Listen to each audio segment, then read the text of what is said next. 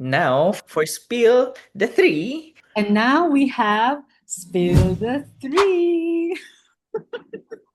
So on the third day naman, which is July 8th, this is the day when they had the cross exam. So the defense cross-examined the witness of the prosecution, that senior NBI agent, John Mark Calilo. So what happened though? On the third day, let's look at the rogue Supreme Court TRO, or yung temporary restraining order. While the House prosecution panel was holding a post-hearing press conference declaring a very good week, an absolute shadow legal bomb exploded outside the Senate walls because it was revealed that outside, Duterte allied lawyer Israelito Torreon had quietly filed an emergency petition directly with the Supreme Court seeking a temporary restraining order or a TRO to halt the Senate trial entirely. Bakit? So, ano yung T doon? Kasi, Sarah's actual courtroom defense team led by Season and Narvasa had no idea that the petition was being filed. So, the internal disconnect, parang wala silang group Yeah. chat. Di Uh, ba?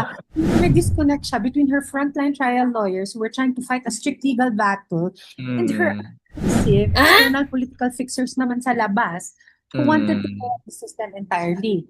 So this leaked into the open, causing deep embarrassment for the defense panel. So yun mm. yung sa doon.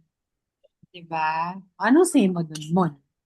Um, I mean, they have all the rights to file the TRO, no? Oo, oo. Oo, kasi that's their way to ano, kasi kine-question nga yung pag-upo ni Escudero. Pero kung ako rin lang, since meron ngang doubts, no, on who should really preside and may kanya-kanyang take, Oh, um, I welcome the TRO para lang makapagsalita ang Supreme Court. Kasi habang nandito pa tayo sa first part, para we can still correct if in any case it's wrong. So pag sinabing hindi si Chase, edi mag-preside si Win, di ba? Okay, kung si Chase, oo. good, at least nasimulan na. So, okay, pero sana hindi lang siya delaying tactics, di ba?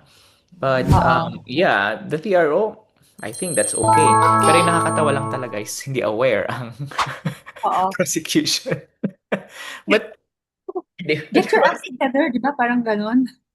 Yan lang yung nakakatawa doon.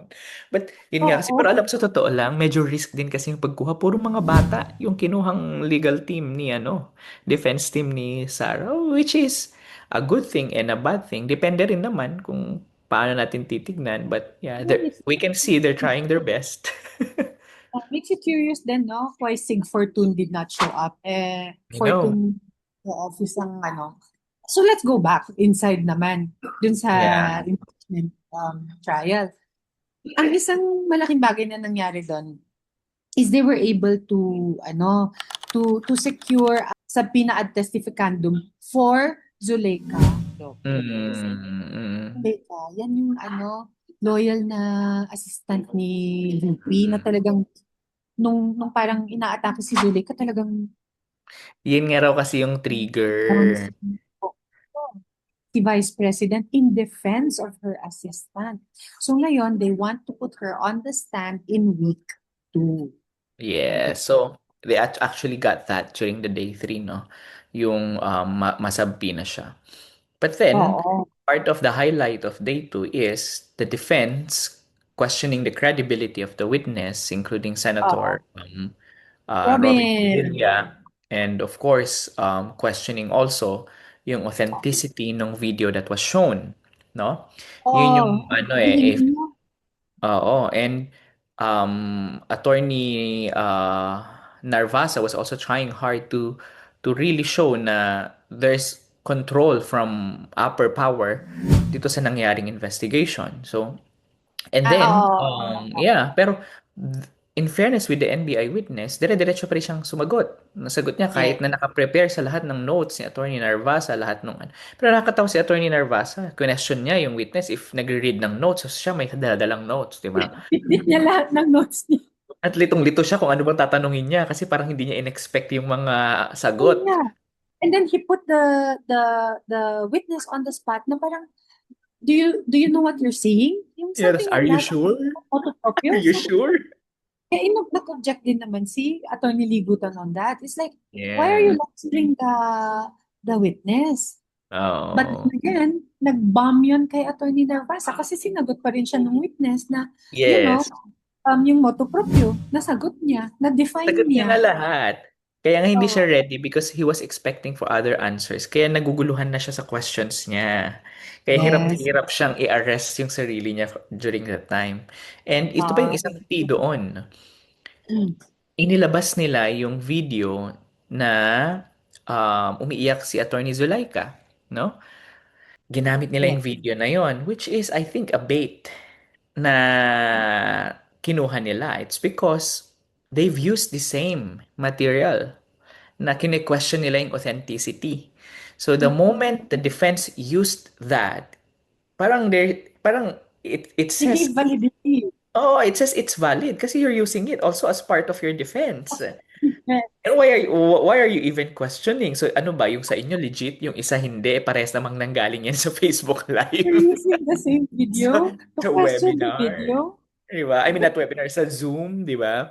Tapos, ang nakakatawa dito, dinefend pa ni Robin yung part na pag-question niya dun sa sa authenticity nung Zoom live na ito na broadcasted on Facebook saying may media experience daw siya, years of experience, yun daw ang laban niya compared daw kay NBI witness. Pero sabi nga Ano ng yung isang hinahanap niya? netizen, Oh, yung raw video raw kasi file. hinahanap niya, raw file daw. So iniisip niya yung recording, eh hindi nga naman kasi yan ni-record, brinodcast yan live. While the recording file after, pwede yun, but ang problem, ni-record ba nila yung Zoom nila? So, yung ni-live na nila is as good as recording because it's already broadcasted as it is. Right. Right. Di ba? Hindi niya maintindihan. Pero sabi niya nga kasi, 40 years plus siya sa media, so naiintindihan niya yung experience niya. Pero sabi nga ng isang netizen, pero naniniwala Mm. siya sa chain messages. Di ba? Ah, may disconnect doon. Oo, na parang, ano ka ba? Nauuto ka nga ng Parang, mga chain messages. Akala ko ba magaling ka sa experience mo sa media? That's part of media. So, yun yung highlight ng third day.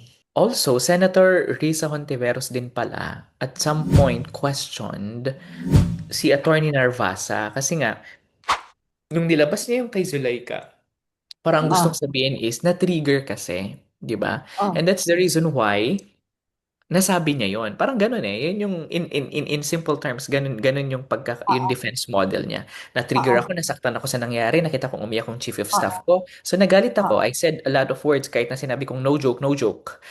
oo. So sabi ni Risa Hontiveros is that so ibig ba sabihin kumbaga kapag ganyan yung rason, hindi na siya threat? Pwede ka na bang Parang legal pagtangkaan defense ng pa rin yun. buhay o pwede mo na bang pagtangkaan yung buhay ng iba?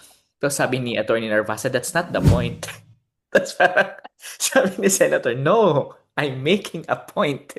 Kaya nga siya tinatanong, pero ang sagot, that's not the point. Kasi yun nga yung ano niya, defense model niya. So at some point, Oo. it's a tactical defeat. No? Grabe, no?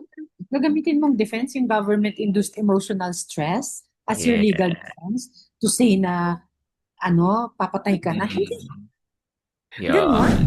Yun na nga. Parang you can threaten Definitely the hindi life siya. because you're stressed. Oo. O, diba? So, kung ini-stress ka pala Noon. sa gobyerno sa taxes, Yeah.